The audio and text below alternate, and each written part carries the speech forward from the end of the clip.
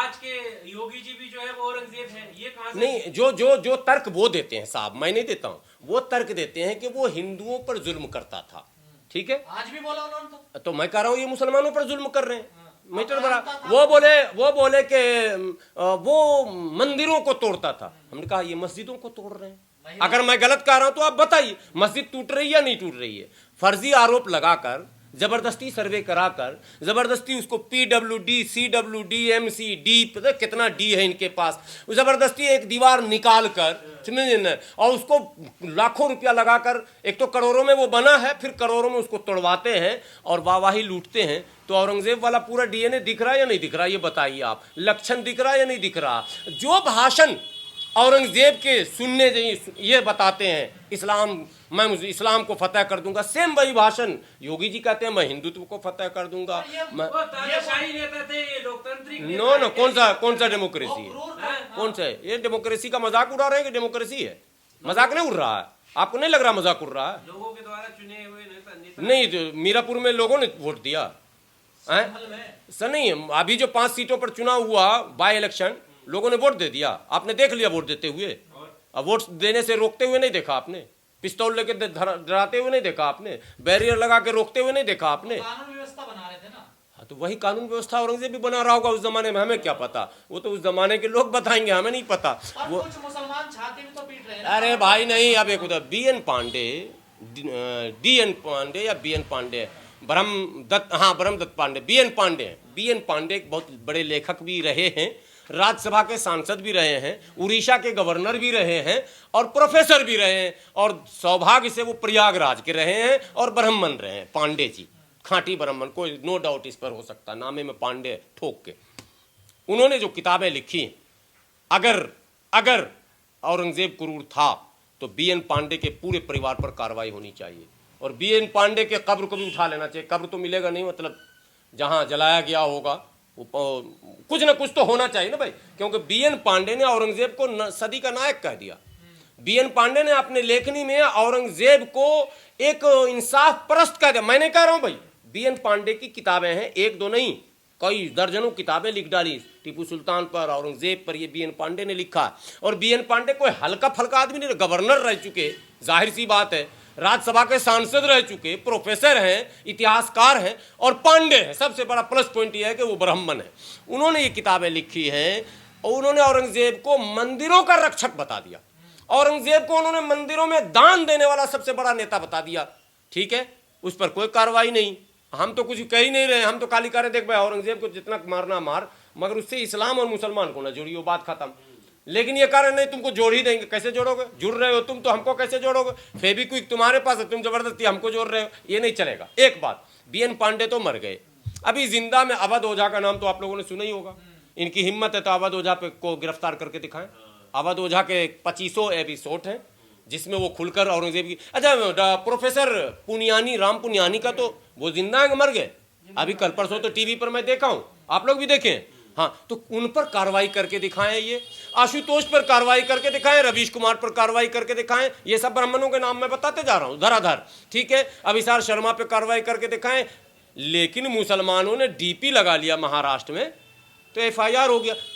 किस BNS में, भारतीय दंड संहिता में कहां पर है कि औरंगजेब की DP लगाना अपराध की श्रेणी में आता? मैं किसी लॉयर से जानना चाहता हूं, विधि विशेषज्ञों से जानना चाहता हूं। BNS का मुझे ज्ञान नहीं है, IPC का भी नहीं था, हम लोग को इतना लीगल तो रहता नहीं नॉलेज, लेकिन कौन से किस धारे के अंतर्गत ये हो रहा? ले बस एक ही धारा है, न BNS न IPC न क्या कहते हैं खाता न बही, जो हम कहेंगे वही सही। यही है अभी का सरकार का पैटर्न।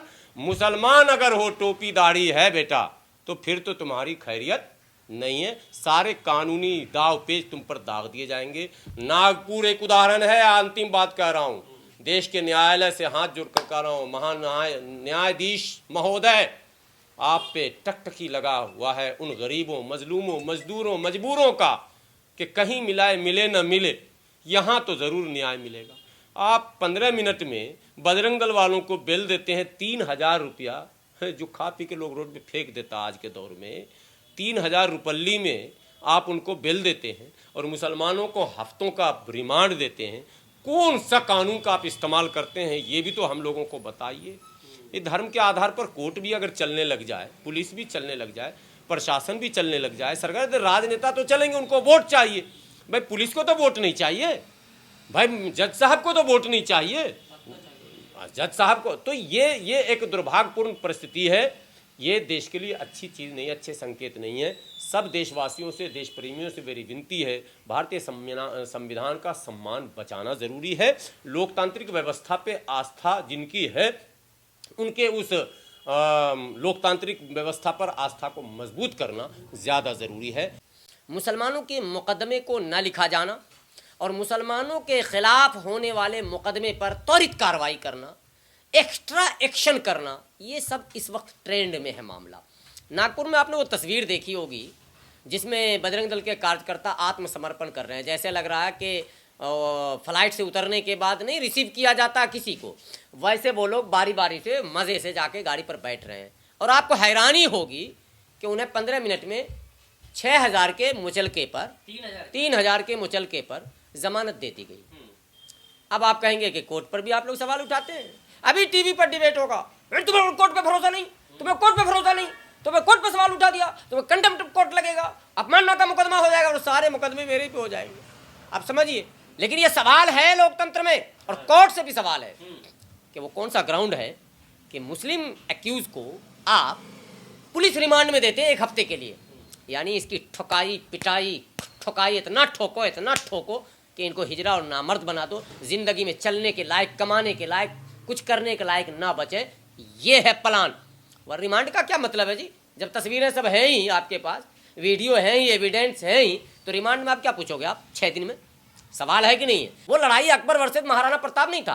अकबर की शह पर, अकबर के आदेश पर महाराणा प्रताप के खिलाफ मान सिंह पूरी सेना को लेकर हल्दी घाटी पहुंचता है महाराणा की सेना से लड़ने के लिए। एक पार्ट और है, बस खेल खत्म। महाराणा प्रताप की ओर से चट्टानी ताकत से उसका सिपह सालार हाकिम खान सूरी, उसी सूरी खानदान का वंश जिसने हुमायूं को मार के भगाया था शेरशाह सूरी, वही सूरी बिरादरी जाति का आदमी और यही राजपूत और वही सूरी। जरा मैं बताना चाहता हूं, आज ये चिल्लम चिल्ली करने वाले कोई जाटव चमार वाल्मीकि नहीं है, धोबी नाई नहीं है। ये जितने हिंदूवादी, राष्ट्रवादी, फलावादी, चिलावादी, ये जितने वादी हैं, वादियों में घूम रहे हैं, ये सब राजपूत और ब्राह्मण ही हैं नेता, जो दरअसल फिर से मुगल को लाना चाहते हैं। चिट्ठी भी ये लिख चुके होंगे, लेकिन इनका पता मिल नहीं रहा कि वो बचा किधर है, वो खानदान कहीं बचा भी कि नहीं बचा। अगर इनको पता लग जाए तो फिर बुलवा लेंगे और फिर हम ही को लड़ना पड़ेगा उनसे। ये तो उनके साथ हो जाएंगे, पहले भी हो चुके।